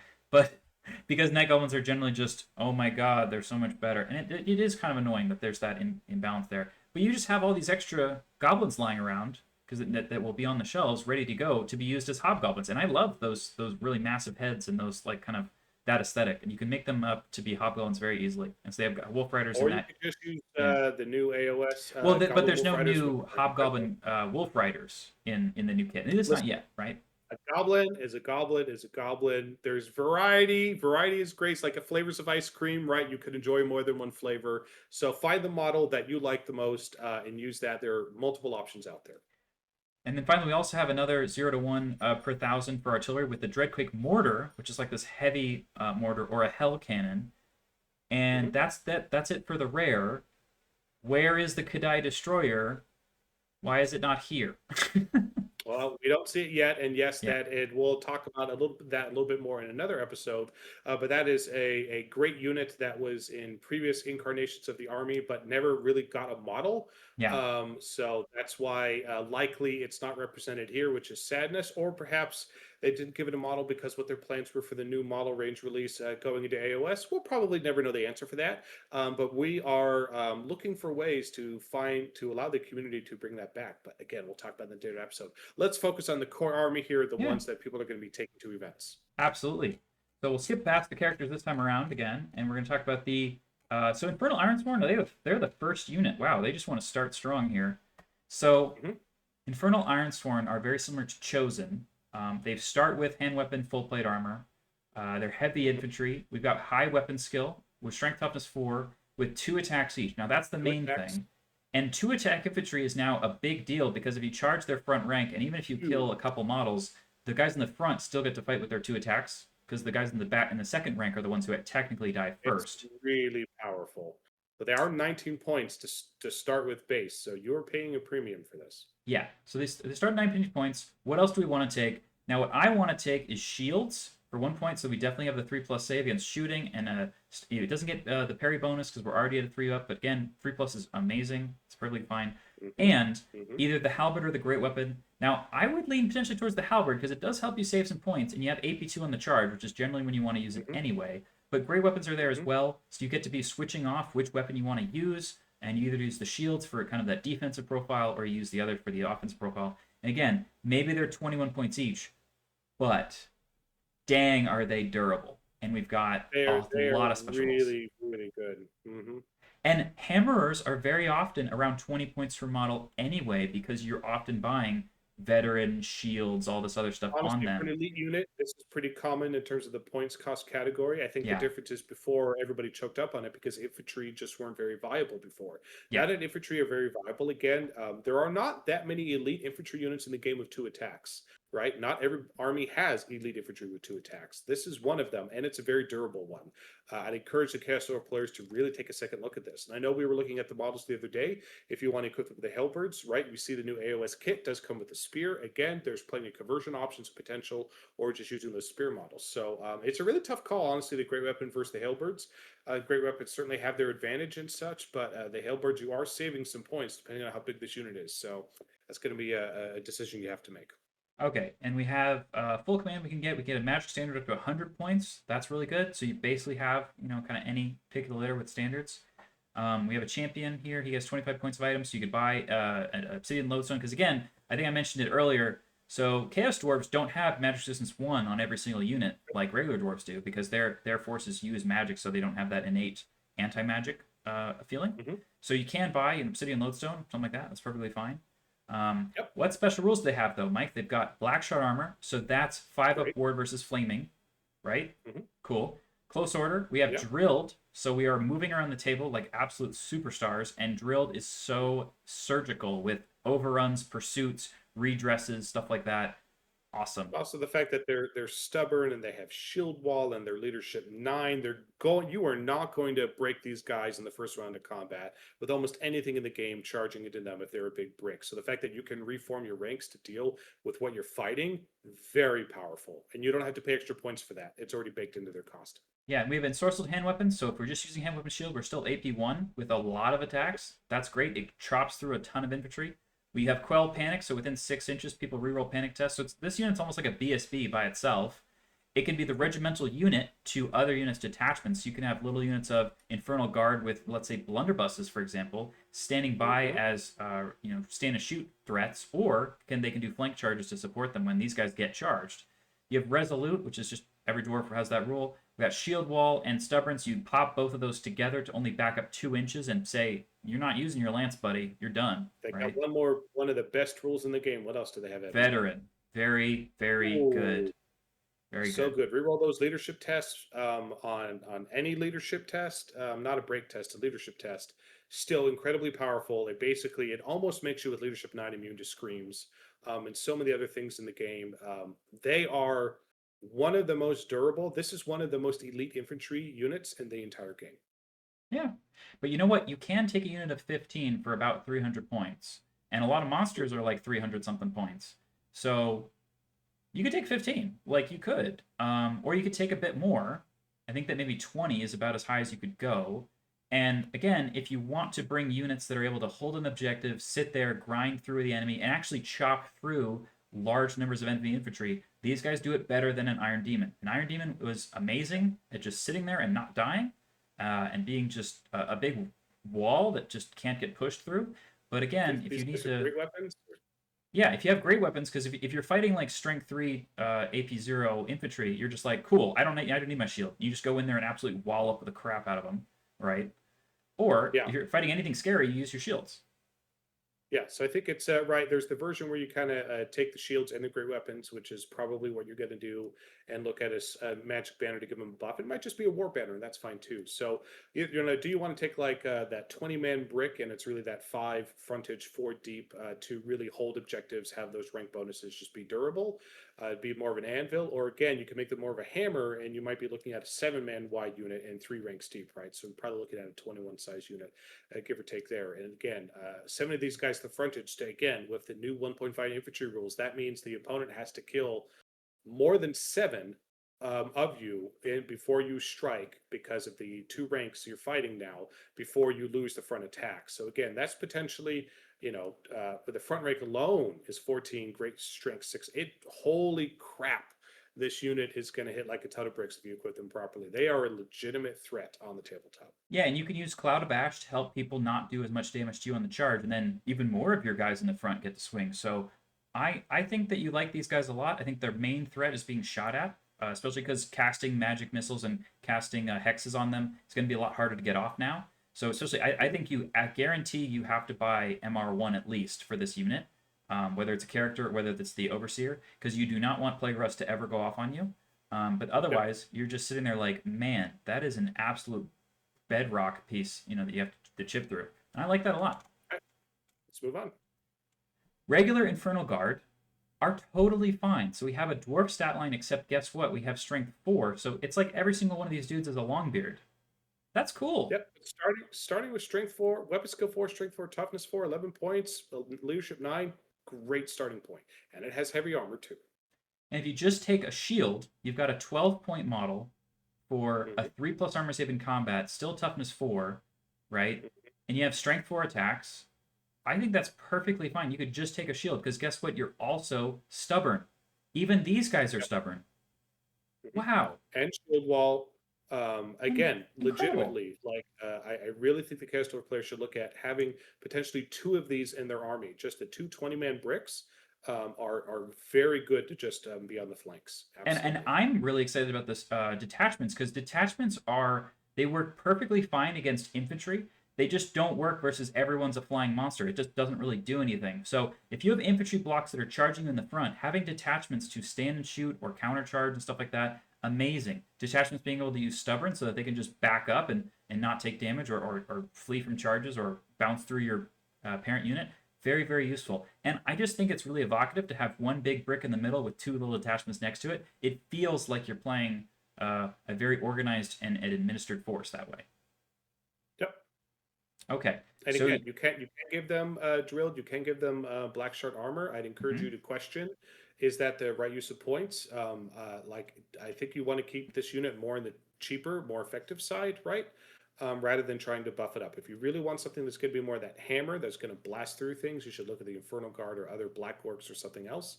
If you're just looking for some pretty cheap though, durable things to hold objectives, pretty good way to go about doing it. Yeah, but it's still pretty cheap, even if you want to just do, great weapon and shield and black shard armor. You end up being 15 points each, which is about as what a black orc would be without many upgrades. And you can just bring a lot of these dudes. They already have the stubborn, and I think that's perfectly fine. It can chop through a lot of enemy infantry. The other thing they're really good at is you give them either of the ranged weapons. So the Fire Glaives is an 18-inch range with a strength 4 AP1 shot, right? That's perfectly fine. Or the Blunderbuss is it just shreds lightly armored troops. And when we're sitting in a meta where you might have infantry staring off with other infantry 12 inches away and nobody wants to charge, having a rank of guys that have both shields for the 3+ save in combat and I've got blunderbusses, I don't know, man. That's a problem. Yep. And they have volley fire. Remember these blunderbusses. So again, I think bricks of 10 to 15, depending on how wide you make them on the flanks, is very, very effective to shoot down those fast cavalry, help you shoot down those skirmishers, plunk off a wound or 2 from the units that that are charging or close by or smaller. It's a very effective combo, and I think these guys have a lot more to bring to the table moving forward with the blunderbusses than the typical dwarves do with the rifles. So right. It's a very, very powerful weapon. That's why it costs so many points. And remember, if the whole point of Black Orcs was to get somebody who's strength 4, toughness 4, with a 3+ armor save in combat, who can sometimes hit with some great weapon attacks and have stubborn, these guys have all of those boxes already, and they're a little bit less points. Because of the parry save, you no longer have to worry about having full plate versus not full plate. Now you just get now that you have the parry save, you're like, well, I didn't need full plate, so it makes a big difference. You should really take a second look. Yeah, the thing that would disappoint me the most is see every single Chaos Dwarf player still having units of 20 Black Orcs in their core and then like 5 Infernal Guard, and I'm like, okay, I mean, sure, man, you do you. Well, again, but the meta definitely is likely to be about holding objectives, so we're going to see what happens. I think we're going to see more Chaos Dwarfs hit the table, and I'm telling you, with those new models, that's going to motivate a lot of hobbyists. So the Kadai Fireborn are interesting because they're a really weird unit. We've got a Monster Fisher unit Their weapon skill 4, strength 5, toughness 4. Now that's not that uncommon, but they have 2 wounds for some reason. Every other monster infantry unit that's like anywhere near this number of points has 3 wounds. They have a couple attacks. They have Rage and Hellfire, which is a hand weapon. So they have a couple of hand weapon attacks. Okay. Now they have Blazing Body, so people in base contact get hit with damage. They have Ensorcelled Weapons for AP 1, right? And then they have Fear, Flaming Attacks. And then they have basically, they're kind of like a demon. They've got Immune to Psychology, Regen, 5+, Unbreakable, Unstable, and Warp Spawned. So these guys are like you took a unit of demons in your army for some reason. Yep. Yeah, but they're super cool. I think, and again, this is one of the in our legacy errata we did address the fireboard as well. At least for people who are attending our events or other communities out there who are interested in using the Owl legacy errata rules as well. Yeah, I think what we did is we gave them a ward save versus flaming because them not having that made no sense at all. Very weird. And then they also we gave them 3 wounds instead of 2, I think, because having 2 wound guys for 40 points. You were complaining about 20 points for 1 wound. Yeah. So very odd. And I don't think there's any reason to not have them have similar to like an ogre or a troll level of or minotaur or anything else. Yeah. That's monstrous infantry. And they are unstable. So again, even if you're like, oh wow, that's so strong, just walk into them with infantry and they all crumble to dust. So certainly the new rules, that's for sure. So cutthroats. So remember, these are your just absolute swarms of goblins. No impetuous rule here, so you get to have lots of dudes. You can even take the units of just 10 guys and just have 30 points for 10 dudes who just hang out. That's not a problem, I don't think. Yep, and they have Warband, and they have Horde. They have the things you want them to have. Pretty good for 3 points. So the downside is they have levies, which means you can't use the general's leadership. So you'll have to rely on your warband with a boss to be leadership 8 at most. Or, like I was trying to argue, stick your Khan in there, and he's leadership 7. So then you get leadership 7 plus 3 ranks, gets you up to leadership 10 a lot of the time. Fine. And you know what? Guess what? They already have hand weapon and shield, and we could take light armor for a point. And nowadays, I think you do take light armor because then you're on a 4+ armor save. And so going from a 5 up to a 4+ with for 1 point is probably worth it, even when you started at 3. Absolutely. And again, it's not necessarily about they need to be killing things or being a great hand or a great anvil.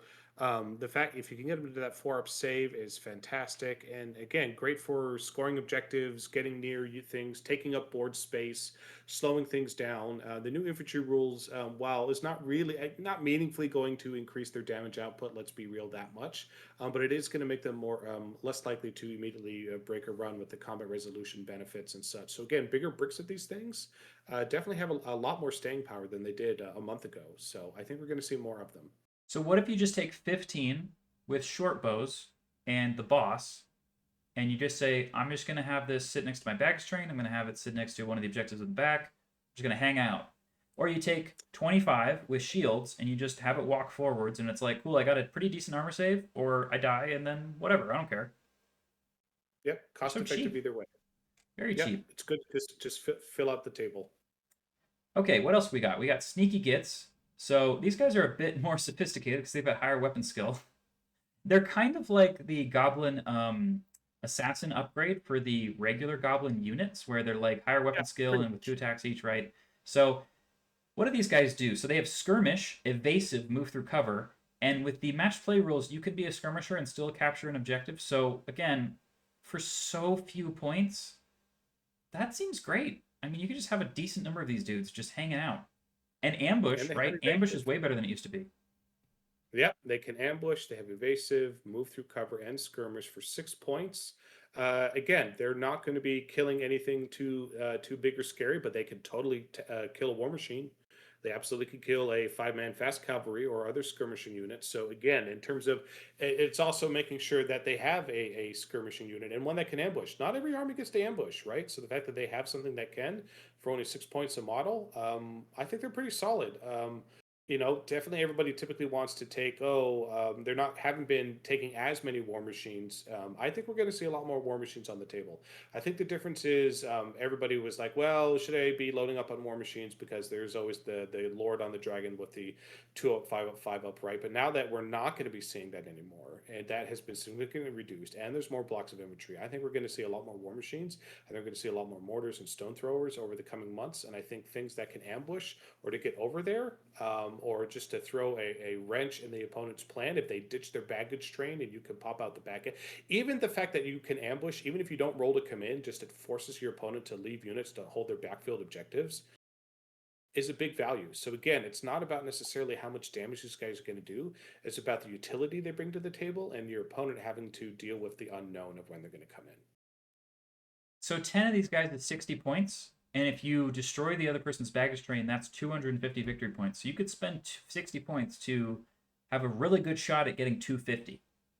Mm-hmm. Yep. So Wolf Riders. These guys are interesting. Now, again, with Hobgoblins, they're all weapon skill 3 or 4 at least. The regular goblins in the Orcs and Goblins book are similar points cost, but they're only weapon skill 2. And so that's a pretty big difference, I think. Weapon skill 3, 12 points. Now, these guys have better leadership than the guys on foot, which is actually really interesting. I mean, if I was on a giant wolf, I think I'd feel a little bit better about myself than if I was on the foot. Wouldn't you? I suppose. I guess they're also Yeah. they're a bit more the elite, I think, right?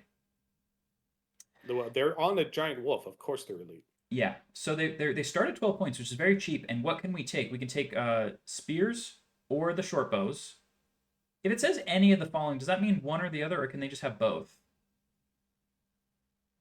May take any of the following means you can have both. If it would say you may take one of the following means you couldn't take one. Okay, so we can have the spears for free, and then the short bows for 1 point. So we're at 13 points. And then what I really want to do is definitely have Feign Flight. So for 2 more points, you're only 15 points each, which for a 5-man unit means you're 60 points. No, did I do that wrong? 65? What is 5 times 15? No, it's 90. 75. Is it 90? Yeah. No. Wow, I am 75. so bad at math. 75? Oh man, I went to school with an engineering degree. Okay, so 75 points. We've got Feign Flight, and I think Feign Flight's one of the best rules in the game because you could just be like sitting 1 inch away from enemy units, and then they either don't charge or they have to charge you, and you just immediately flee, go the 3d6 away, and then automatically rally and just stare at them with your hand going like this, like, "Hey, how you doing there, Yeah. guy?" And they could have reserve move, which is great, but they have backstab, awesome. They have evasive, they're fast cavalry, they have fire and flee, they have open order, they skirmish, they have swift stride, and they don't have impetuous. Yeah. Let me say that again. They don't have impetuous. This is one of the best fast cavalry units in the game. The only You thing they don't absolutely have want is a better shooting attack than like a short bow, but that's fine. But again, for the points cost and what they do in the utility of, again, getting behind the enemy, threatening the flanks, right? And again, you should consider not just taking 5-man units. You should consider taking 10-man units of these things, right? Taking away someone's rank bonus, right? Because again, there's just so many things you can do to get in the opponent's way. You're so fast. You're so maneuverable. It's a very, very effective unit. Also, I don't remember the last time I saw a cavalry unit that had evasive. They very often don't have that rule, which means they're very vulnerable to getting magic missile to death. And having an evasive cavalry unit is huge because you can actually run up forwards, threaten people, block up their charges, use Feign Flight if you get charged, or evasive if you get shot at, and wow. I guess I can see why they're rare now because they're actually really, really cool. They're really good. They're a Yeah. lot better than you think. There's a reason why they're in rare. I think it's just that the vast majority of Chaos Dwarf players that I've seen play a massive point style list, so they don't want units of skirmishers and guys like that. But you totally can play them. I think that's way better than a equivalent Orcs and Goblins unit for very similar number of points.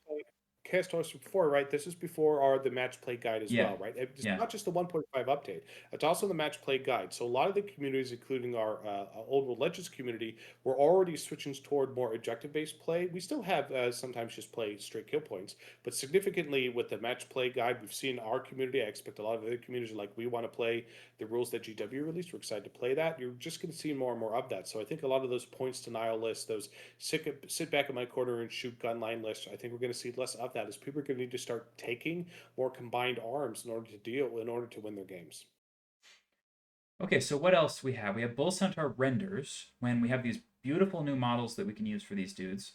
They've got good movement, and if you look at their stat line, they're very similar to a Dragon Ogre, except a couple of things. So we've got Yep. toughness 5 instead of 4 on a Dragon Ogre, but they're only strength 4, not 5. So they kind of reverse those two stat profiles. They only have 3 wounds when a Dragon Ogre has 4, but to be fair, a Dragon Ogre having 4 wounds is probably one of the reasons why it's so good in the game right now. Having that 4th wound makes them just so much harder to get rid of. They do have better Yep. initiative than Dragon Ogres, and then for some reason they have 2 attacks, not like 3. I don't know why. Um, Yep. Fizzle it off. yeah, but toughness 5, and again, when the Chaos Dwarf list is very often about being like, I just have a things like my whole army is really tough. Toughness 5 is awesome, Very very cool. cool. Yep. Very durable. Okay, and then we can either have great weapons or shields. If you take the shields, you kind of get up to well, with these rules, you get up to a 4-up armor save. We decided that the best way for these guys to be just a little bit more takeable was for them to have heavy armor to start with, so that you could get up to a 3+ if you took a shield, or just 4+ otherwise. Seems perfectly And that's our reasonable. Owl Legacy Errata. Yeah, and the Legacy Errata rules. Um, Yep. they do get to have full command, which Dragon Ogres don't have, and they can take a Mhm. magic standard, so that's pretty useful. Yep. Very cool. All right. So what else special rules we have? We have Armored Hide. So again, Dragon Ogres have Armored Hide 2. That's the other reason why they're so incredibly good. So these guys only had Armored Hide 1. Black Shard Armor gives them the Ward Save versus Flaming again. Very useful. Close Order and Sorcered Weapons. So if you do take Hand Weapon Shield, you do at least still have the AP 1 in your attacks.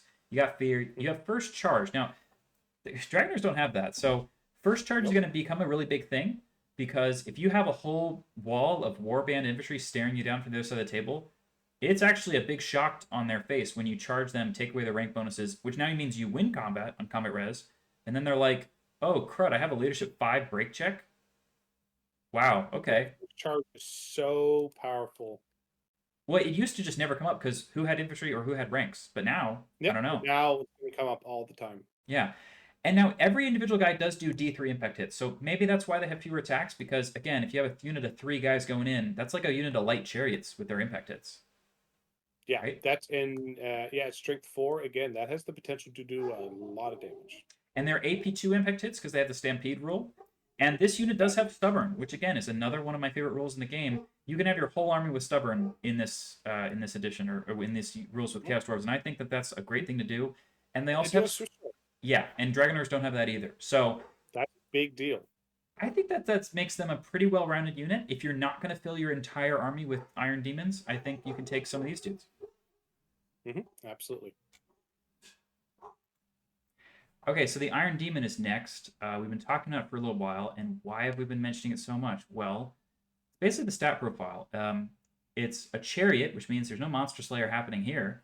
It's got very high Nope. strength, strength of 8. So for its impact hits and its stomp attacks, those are going to be at strength 8. It has toughness Wow. 7, which makes it very hard to remove. I think the only other thing in the game that really has toughness 7 is like war machines when you're shooting at them, or for example the steam tank. But again, toughness Not a lot. 7, it means it's immune to strength 1 attacks like Vile Tide. It's just immune to that. It's also very hard to wound. Even if you have strength 6 attacks, it's very hard to wound. And then it has 7 wounds. So wow, what a profile.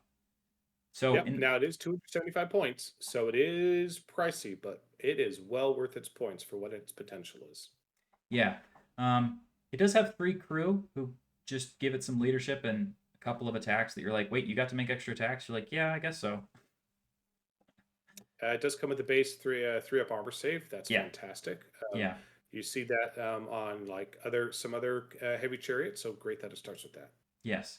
So it does have the options to buy Hellbound, which gives it magical attacks and a 6-up ward save, but also makes it so that if it does roll a misfire, it rolls a -1 on the result for its shooting attacks and stuff like that. But I think that magical attacks and the ward save is often pretty useful.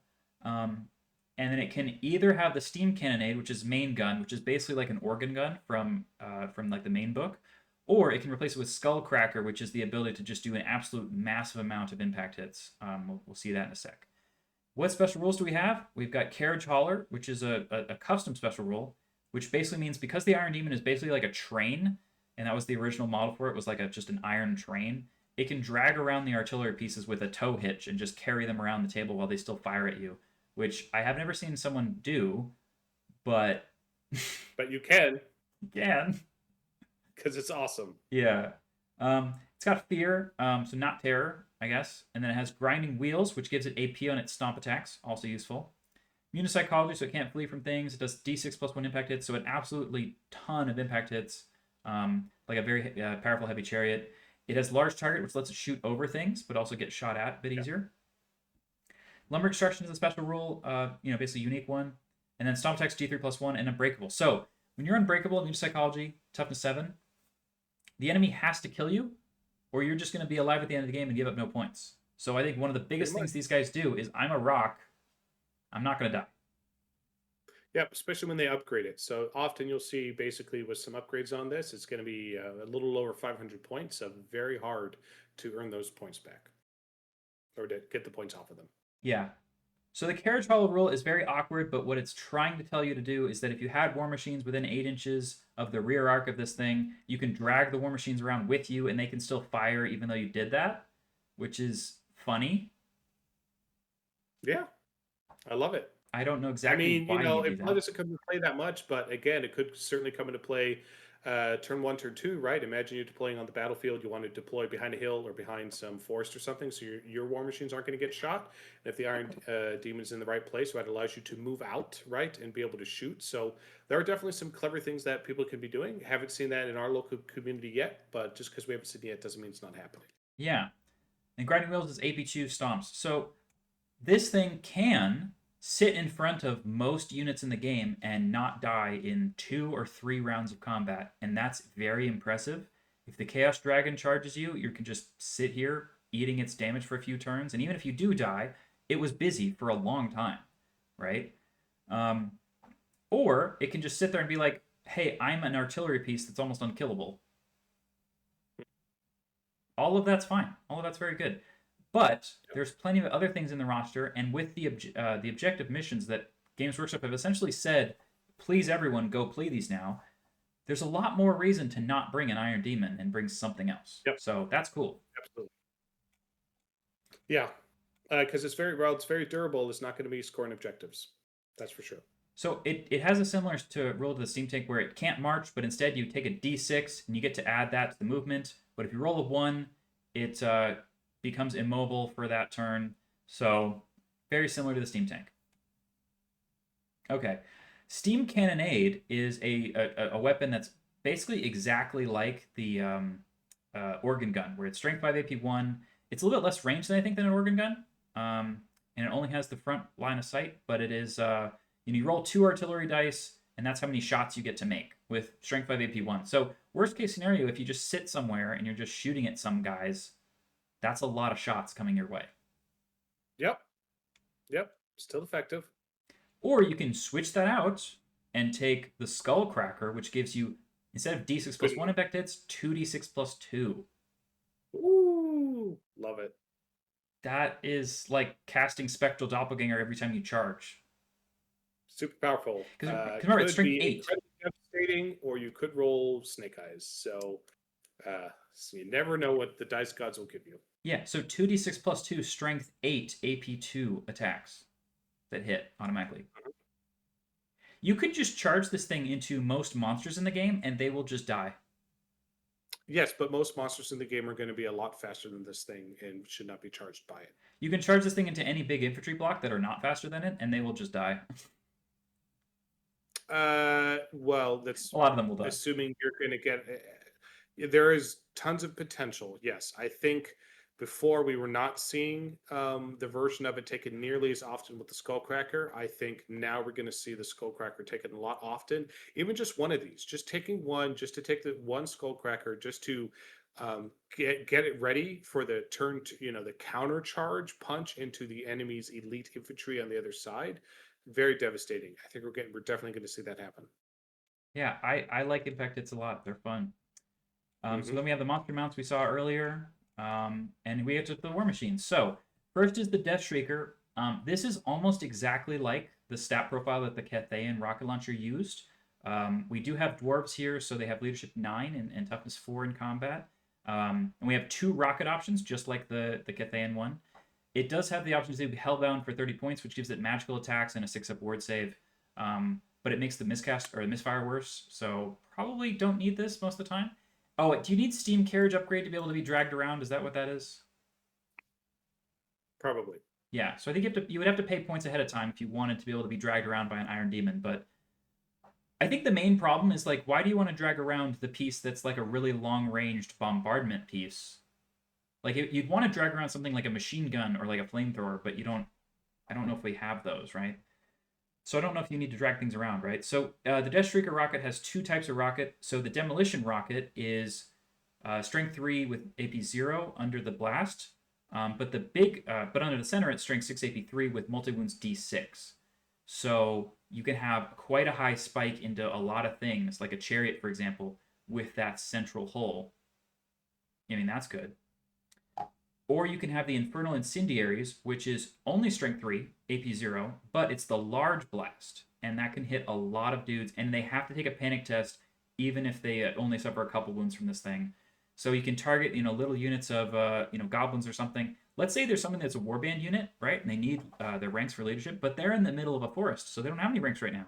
You could shoot this thing at them, and even if you only kill a few, they still have to panic with their pretty low leadership and run away. Absolutely. So I think this thing is totally fine. When you see a lot of infantry on the table, you might be reaching for it more often. And the I think model we're going to see more.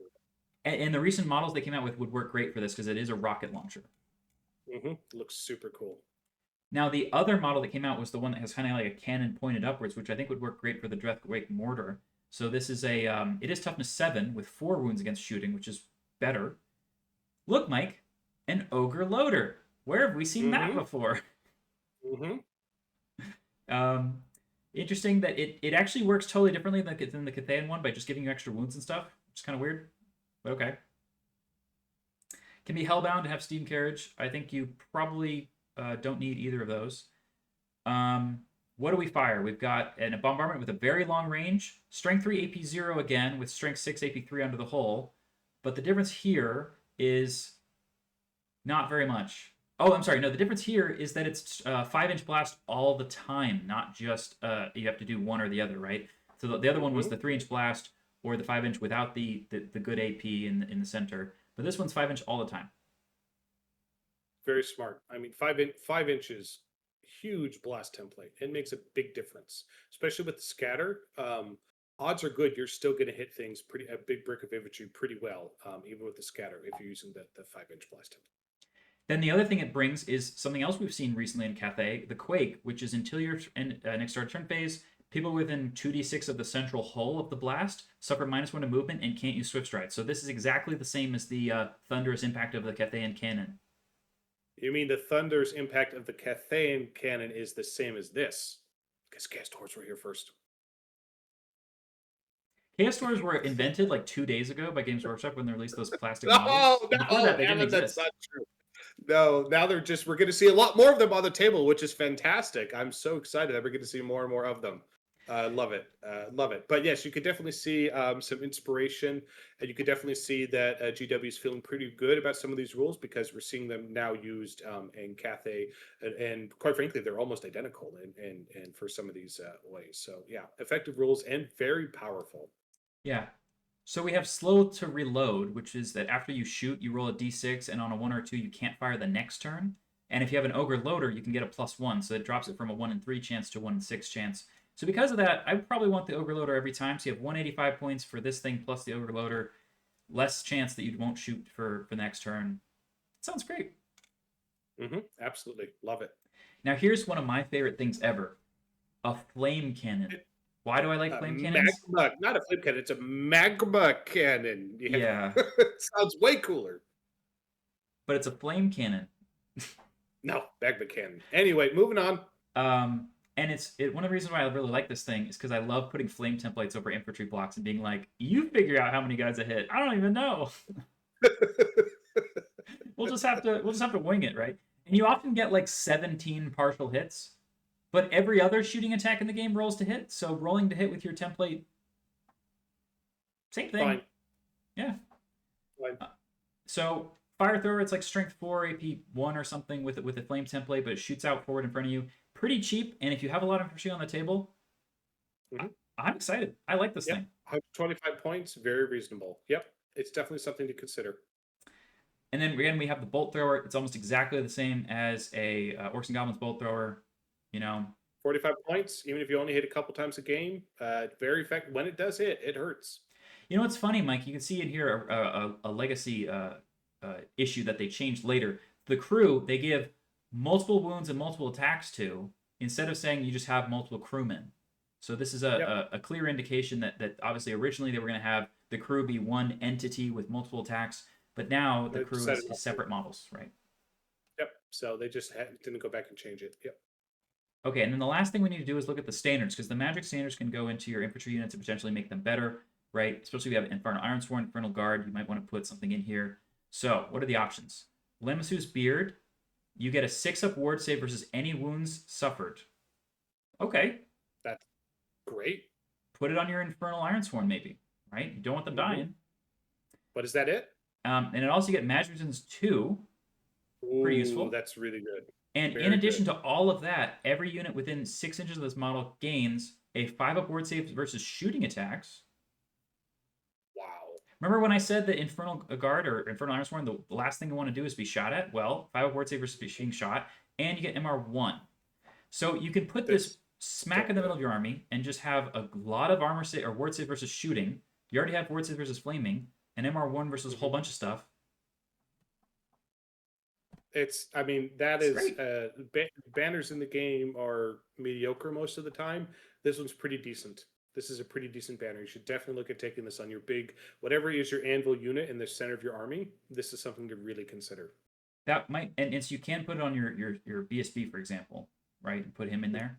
So that's another way to do it. Yep. Okay. Or we have the Ashen Banner, which is essentially that it's -1 to hit versus shooting. Now, a lot more ballistic skill-based shooting is probably going to be happening, especially because Cathay has the horrifying balloon spam list, and just -1 to hit me. I'm fine with that. You can stack these two things with the BSB and both things, right? So it's 30 points, very reasonable, right? War Banner's 25. This is 30. Apps definitely worth considering. Overseer's Sigil is that when you're within 9 inches, you lose the levies rule, which lets the Hobgoblins use the General's Leadership and the BSB reroll and stuff like that.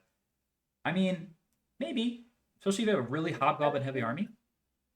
Yeah, if you really go into that theme, but again, 25 points, like how many Hobgoblins is that? It's almost 10 Hobgoblins, so I don't know. Yeah, maybe. I think if you take those 40-man bricks, you might want that. In fact, I just started... Yeah, take the big bricks. I've been 3D printing like 7x5, 7x6, 8x5 like movement trays because I just want to have big blocks now. So that's awesome. Starting to love it. Makes it feel more old world. Big armies hitting the table. And then the last one for only 10 points, you get Shroud of the Ancestors, which gives you Hatred Dwarves. Now, Dwarves is one of the most popular armies. They're also your less chaotic cousins. They're super popular, so it's super contextual. But for 10 points, right? Just toss it on that big brick for 10 points, right? Because that game where you rock up to a dwarf player and he's like, I have my Thane in this big brick and you're never going to kill me. And you go, I have the Shroud of the Ancestor. I get hatred versus that unit. That's going to make such a big difference in that game. And again, for 10 points, I don't mind throwing away, for fun little tech pieces like this for 10 points. I don't mind taking them. So yeah, definitely fun.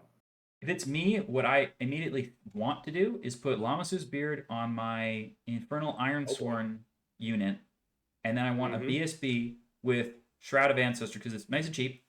We can just have both of those things, and the BSB can sit in there and be like, hey, if we see a unit of dwarves, we probably want to be able to have hatred versus them because they're going to be pretty durable with a lot of armor too. So if we want to charge in there, we want to be able to reroll the hit. Yeah, and you could consider, again, if you already have your level 4 on the Taurus, you could consider that the Castellan, the guy in the unit next to the BSB, and if you take that BSB item, because again, for only 10 points, you should be able to still afford the other item that gives them -1 to the ward states and everything, and have them in that unit. That's a very powerful unit at that point. Absolutely. Very powerful. And we did talk about them earlier, but the magical weapons, or I'm sorry, the shooting attacks, right, that you can give your Iron Guard.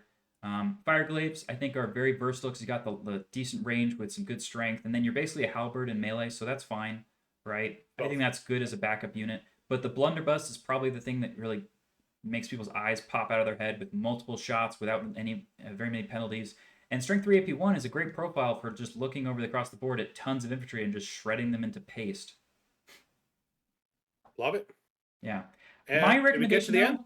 yeah, that is the end. But just a little bit about the army building. I really I see why people want to take their min unit of Infernal Guard with the 10 models with blunderbusses, but with a +5 upgrade for every single model. That's a lot. I really like the idea of the detachment of 5 guys. If you're willing to buy 2 units of Iron Guard, you take one that has a detachment of 5 with blunderbusses. It's a lot cheaper to put that into your unit. And you have a lot of shots, right? Absolutely.